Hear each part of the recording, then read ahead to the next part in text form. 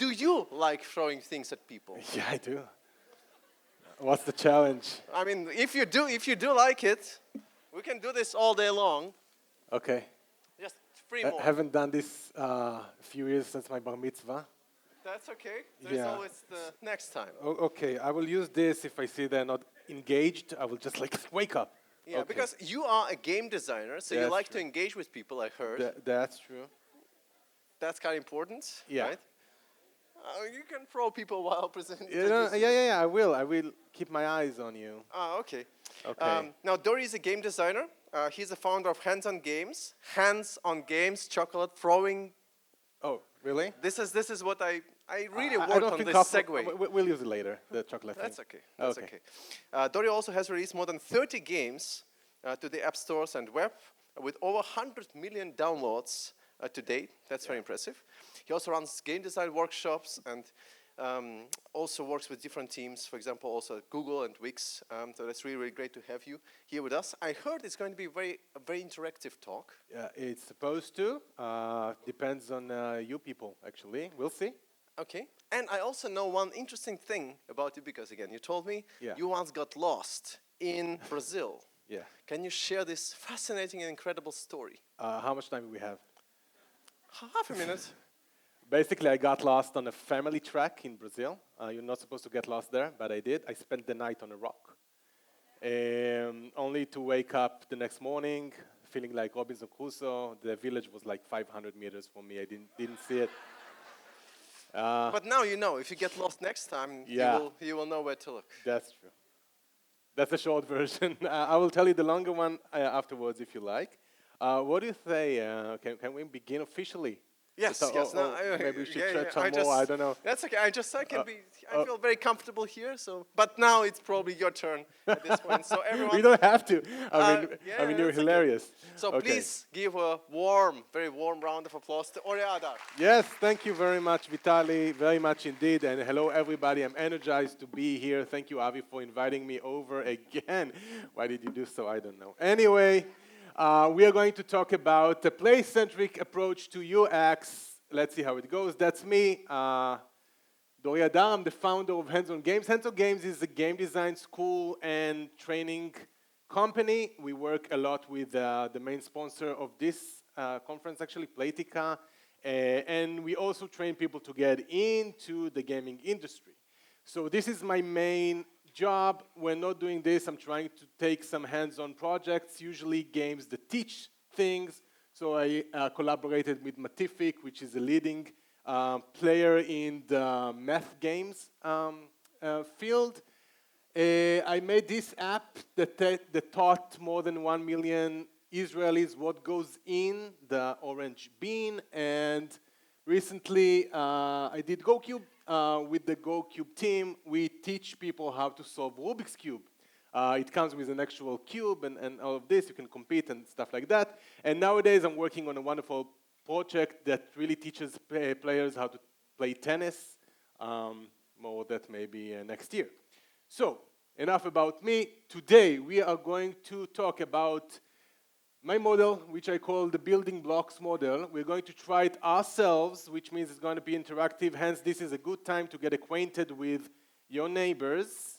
Say hello. You will be playing with them during this interactive talk. And eventually, we'll see how to apply these principles to non-games products. So, let's begin. Games under the hood. If you look under the game's hood, you will find 3 layers, which are building block structures and theme. I find this metaphor to work better to explain this. Let's think of a song. So a song building blocks would be notes, chords, maybe the players themselves. Songs have structures. They have choruses, verses, C parts. And they also have a theme, which usually means what the song is about, amplified by the actual arrangement of the song or the lyrics of the song. So games are very much alike in this sense. Games building blocks are components, physical or digital, rules, goals. These are the building blocks. The structure, games have many structures, but maybe the most popular are competition, brackets, league types. These are all types of structures. And theme, what the game is about. Does it have a story? Does it have a unique concept design, or so what, or whatnot? We will focus on building blocks today. So these are the 5 building blocks of games. We have components, whether physical or digital, or both. We have mechanics, which are actually the way players move these digital assets around, or physical assets around. We have limitations, because no game is complete without being limited by somehow. We have feedback, which is really crucial thing, and we have goals, which are probably the most important thing in this model. Okay, good. Now, let's write the interactive stuff. This is a malicious link. No, it's not. This is actually a link to a game that you will play with your friends. So every couple needs one phone, basically. If this doesn't work, you can try to type in the little bit.ly link below. So I'll keep this. Interim, I will ask for 2 volunteers to play this with me on stage. So who's in? Okay, you. Yeah. You were very enthusiastic about it. So you should probably take a seat there. And another one, please. Really? I can't see you very well. Yeah, you please. Yes. Okay, awesome. What's your name? Ben. Good. And please welcome. What's your name? Mariana on stage. Lovely. So, just for a final note, if you didn't see this, you can also try this link, which is a different website I used to host this game. And we will wait for Mariana to join us. Okay, Mariana and Ben. You have a mouse on the table, and you will be playing a game with the audience, hopefully, a game of noughts and crosses, aka tic-tac-toe, aka X-Mix-Drix. All right, so Mariana, which one will you be? The pink or the purple? I'll go blue. Oh, okay, that's a foul. You can't do that. So, I'll take this one. Okay, so please place it somewhere on the board.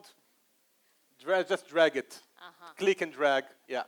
And yes, now it's your turn, Ben. You know how to play the game, right? Yeah. Okay, and you can do it simultaneously, of course, in your chairs. The race is on. You may want to sit. Yeah, okay.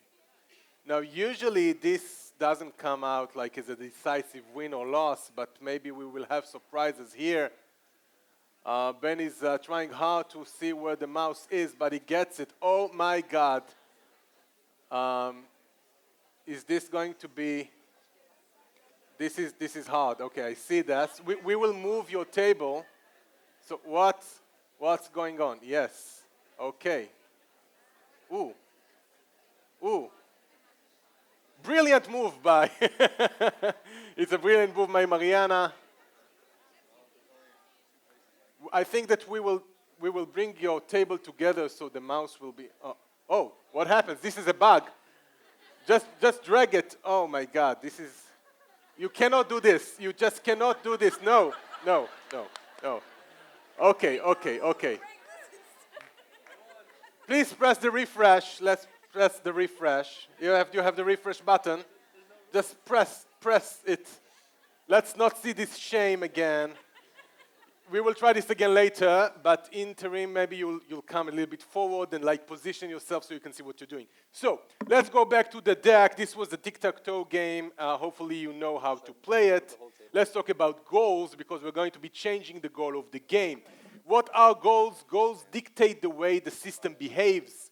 Change or set the goal, you will change the behavior. And now, no, where are you going? You'll sit there. You sit there. And now we're going to change the goal of the game, and I hope... Yeah. Yeah.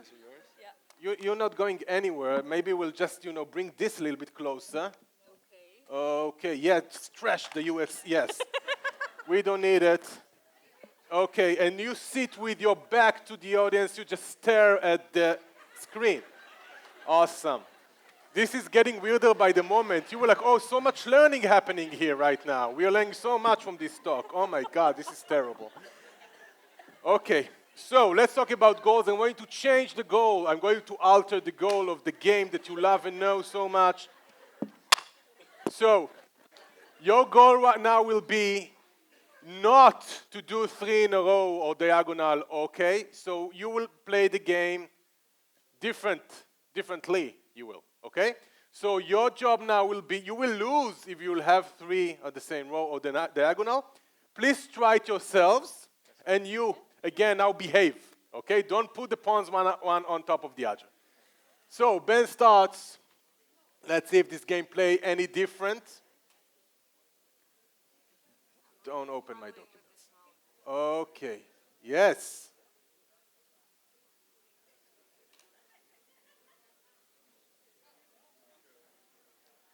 What the hell? No, Ben, behave. You should not do 3 in a row or diagonal unless you want to lose the game. Brilliant.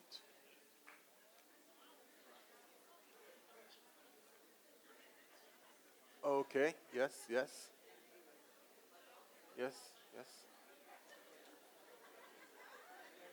Wonderful.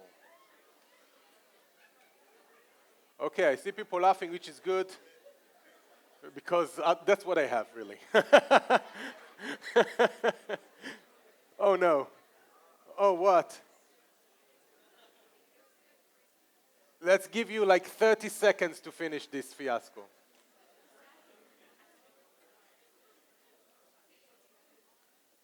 Ooh, okay, now this is interesting.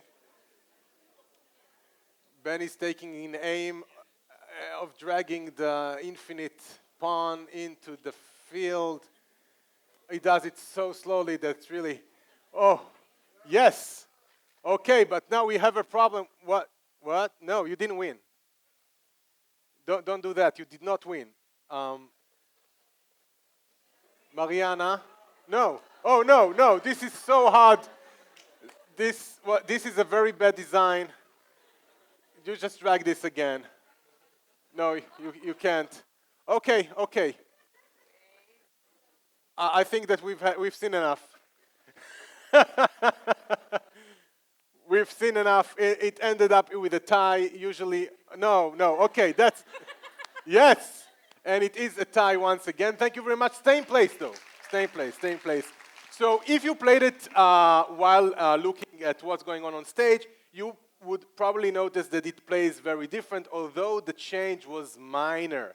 And this is the thing with goal. You change the goal, sometimes even slightly, and you change the behavior. Here's an example. Let's say that I have a restaurant, and I have waiters, and their job is really to serve clients, to bus food to the table. And then I say, okay, for this month only, whoever sells the most wine gets a trip to Hawaii. So you can imagine the impact on the actual job that these people will do. Another example, another goal example.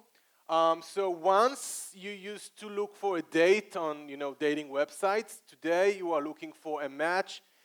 Much easier, less cumbersome, and works better. It's a minor change maybe, but it does, it turned the industry on its head. Sometimes the goal does not match the business goal does not match the user goal, and it actually works quite fine. So, for example, the business goal, the official business goal of the game Solitaire was to teach people how to use the mouse, and the players' goal were actually, to win the game, and by doing that, they learned how to use the mouse. This is a brilliant implementation. And, lastly, you can just break it down. You can just tell people what they are expected to be doing, and believe it or not, people prefer to follow orders than to just go astray and, figure out things themselves. So this is the first thing, and this is goal. Now I'm going to talk about components and mechanics. So components are the physical or digital assets of a game, and different components invite different behaviors, as we will see in a second. And mechanics are actually actions. These are the actions that move the game forward. Now let's see how we work with this. I'm going to add a component, hence we'll add a mechanic to the game. So you at home, you can tap the 3 flat, how did Ron call it? The hamburger menu? Okay. Let's do this and tap on 2 because this will bring you to a different thing. Now, it goes like this. I think that it will be, okay. So now, in this version of the game, you do not have a color. You tap here for a random color, and then you place it somewhere on the board. And then the next player taps it for another random color and puts it somewhere on the board. And eventually, the one who makes 3 of a kind of the same color on his or her turn is the winner. So if this was the case, purple would win. Is it clear, more or less? You play around and you. Until you have the same color, or do you do like turns? Let's do it together now, okay, and you will see. So let me refresh and do this. So Mariana, you're first, and you should put this somewhere. You just tell me, oh, you can do it, okay. Now it's your turn, Bern. You just tap for random, and it's another purple. Where would you put it? Interesting. Okay, Mariana, your turn. Ooh. Okay, now if it's purple, Ben will win the game. And that's what happened, actually. We have a decisive win and such a terrible example of a game. No, you're supposed to be winning this. You just win this. You just win this game. What the hell is happening with my randomizer? Tap it again. Okay, yeah. So here's the thing about randoms and computers. They don't do it very good. Okay, so that the game is done. The game is done. We will be back to you.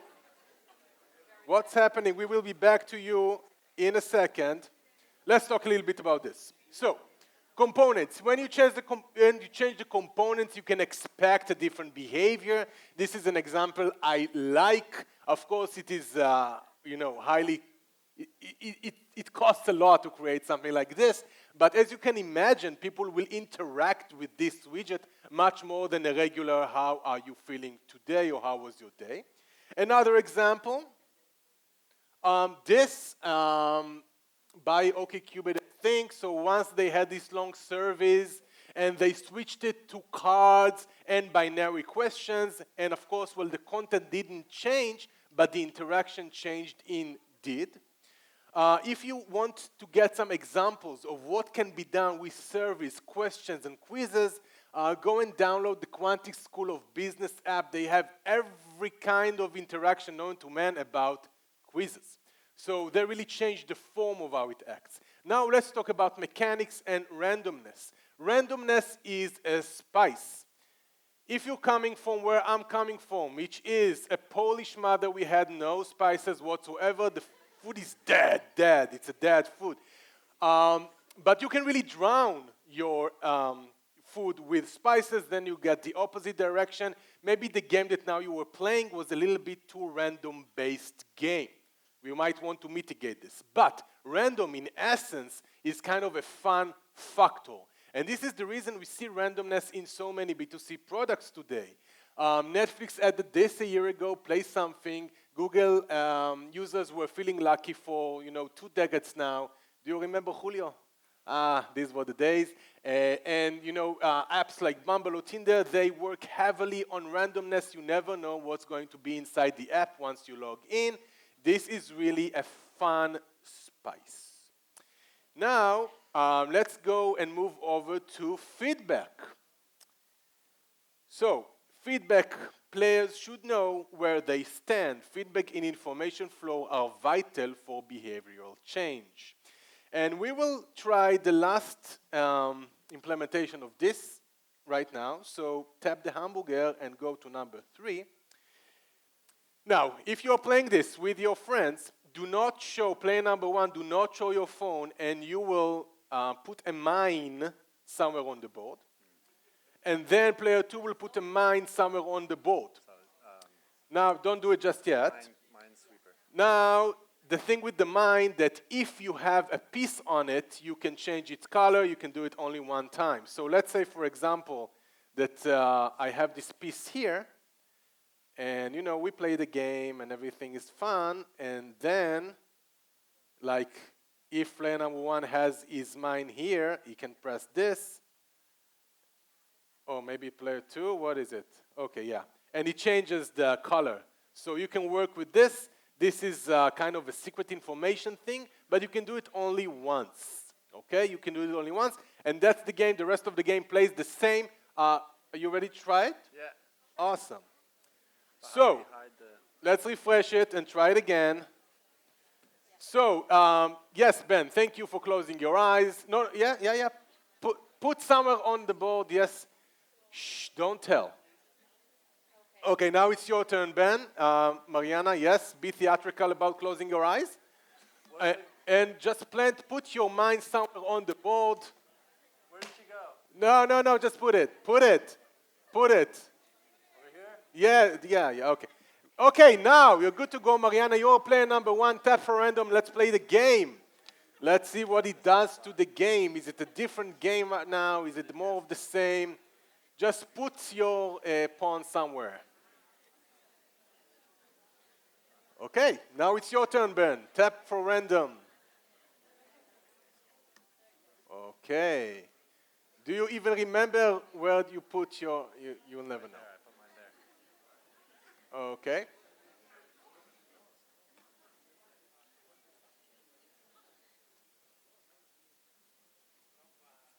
Oh, this is a brilliant move.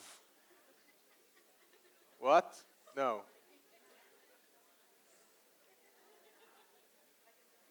Okay, now this begins to look like a game that maybe somebody would play, you know, voluntarily. It's much more interesting this way. Oh, this is a risk. Of course.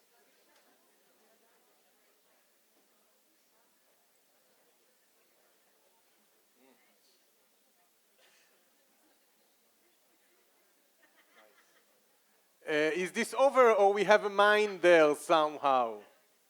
I think that Mariana has. But this is it, Mariana. You are victorious. Way to go. You can claim your prize at Avi's. He pays very well. Thank you very much. Yes. You can stay here. Can I have a... Oh, okay. Yeah, you can. You said that Tinder and Netflix randomize suggestions as a part of the fun, but Yeah, we know for sure that both Tinder and Netflix has quite sophisticated algorithms, so it's very, very much far from random. Of course. Would you Let's please talk about elaborate? slot machines. Slot machines are like random, but they are not random at all. But the experience perceived by the user are that they are random, and this is what makes it work. Is this a good answer to your question? Of course, it is not random like this game, which is also not really random, but the experience is random. The experience is surprise. Somebody mentioned Skinner before.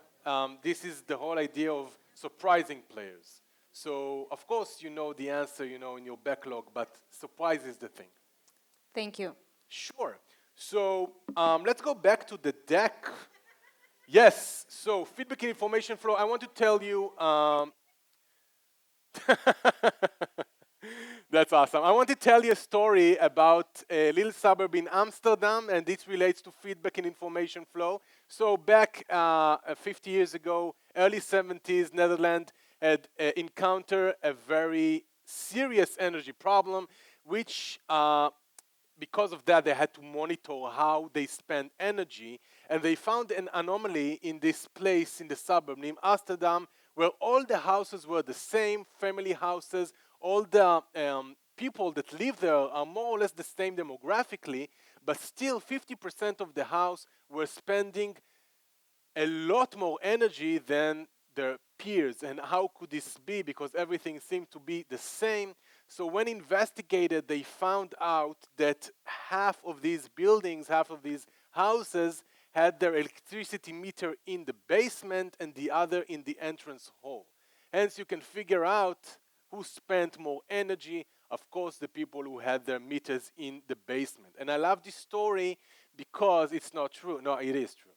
I love this story because it really shows how information flow and what we choose to show our players slash users really have a huge impact on their actions.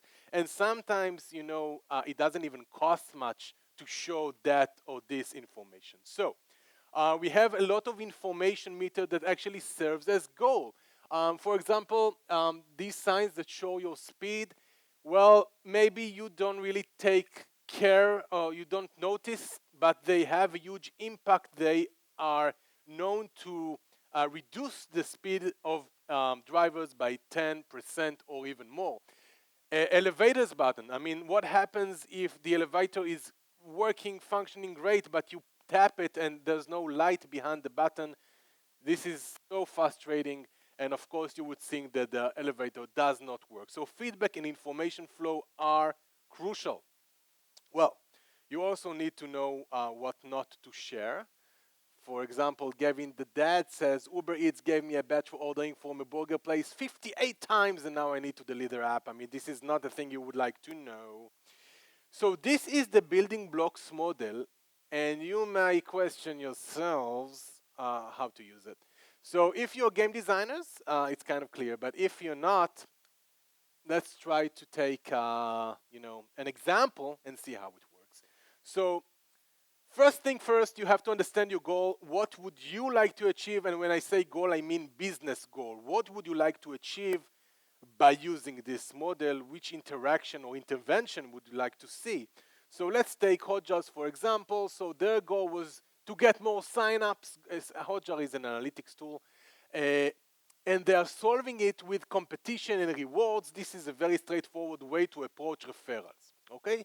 So they need signups. They do it with this. This is a very popular widget for Etsy if you are on this platform.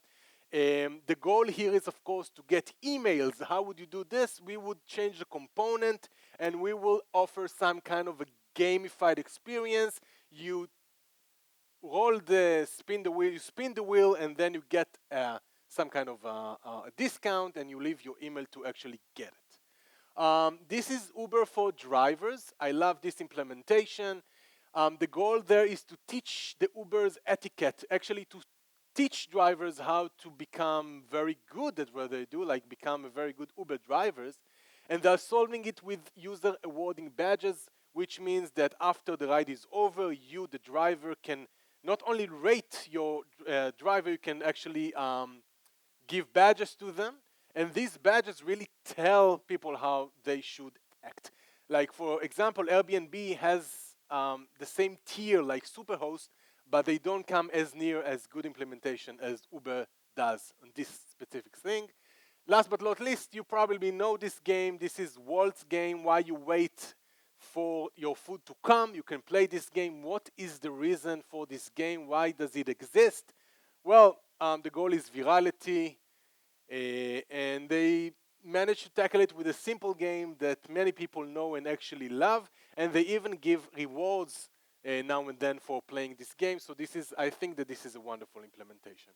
For our example, let's say that you work for an analytics company, maybe you work for an automation company or a website builder, or maybe some sophisticated tool for professionals. And you need to educate your users on the tool, otherwise they will not use it, or maybe not use it for the best that they can. So this is a probably common problem, common challenge that you guys have. Let's see how we can tackle it. So the goal is to educate users on our tools, and let's try to tinker with the user's goal, okay? So maybe we can say something like complete one tutorial per day. So this would give them some kind of a structure, and we can say even don't break your learning streak. So every day you log in, you do some tutorial, maybe 2 or 3 minutes, and you're keeping this streak until you finish. This is a different goal than, just learn the ropes.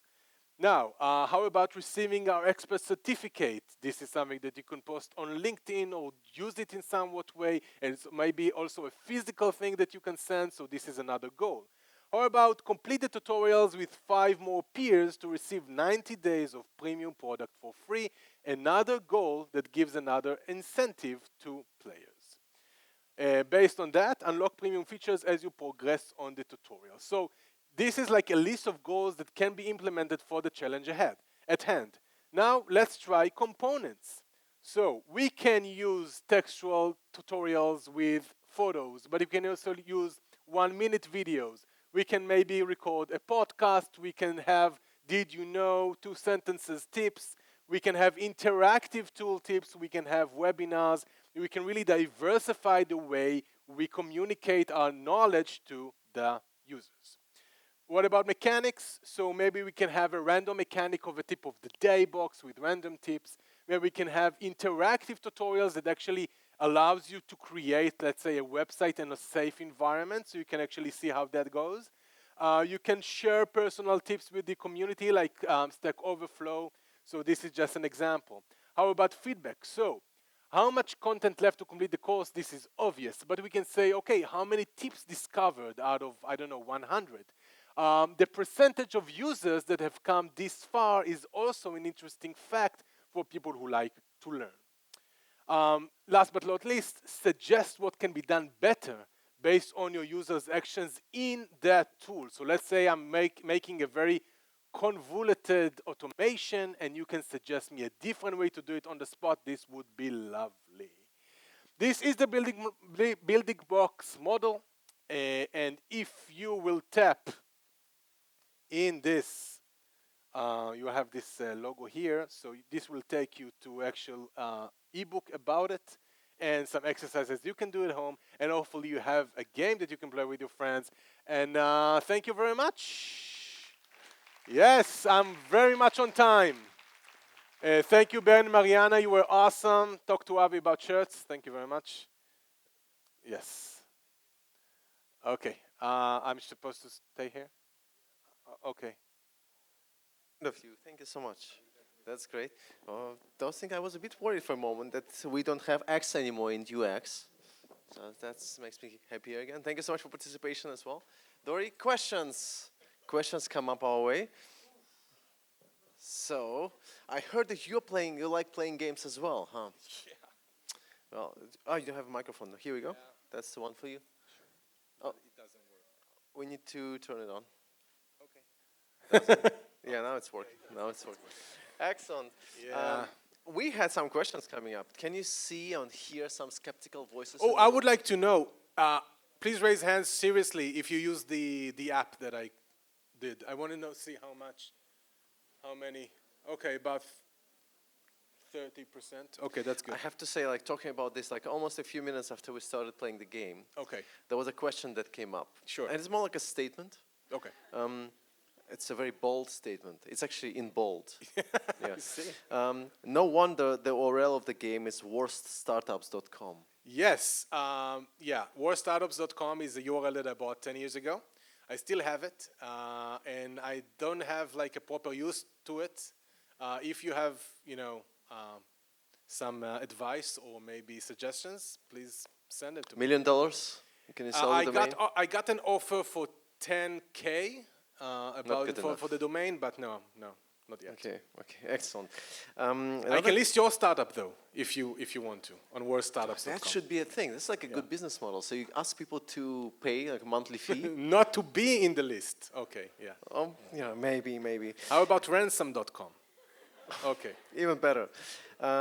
Here's another one. What game reinforcements can we offer within the game beside badges? Oof, badges. Badges is not it's a long answer. Basically, if you can, this is a very short answer, but I would take a look on the self-determination theory. It's a motivation theory that really maps human behaviors and motivations. I would say something that gives the players opportunity to show their skills or to be better at skills, something that they could share socially and be like a part of a social movement around it. Or lastly, it could be anything that kind of like builds the self-esteem about using the product. Badges are not really much in use today unless they are implemented like the Uber example that I just gave, which is a very good implementation of badges. Okay. Another thing also, in general, it's often seen like, although gamification is often seen as just an add-on, right, that we maybe have on a project. And so the one question related to that is, how do you prioritize games or gamification, which is meant for pleasure of the user, like the food app example that you showed, when you're limited in resources and development time? And how do you argue about its importance? Okay, it is less important, most of the time, unless you have a specific KPI in mind. So let's say that you want to do the, make the K factor perform better, and you think that game would be your vessel to do it. So let it be. If you know the company Checkmarks, it's a cyber company, and they have made this game called Game of Hacks, in which they invited people to hack. It was like a trivia game, and they got so many leads, like hundreds of thousands of them.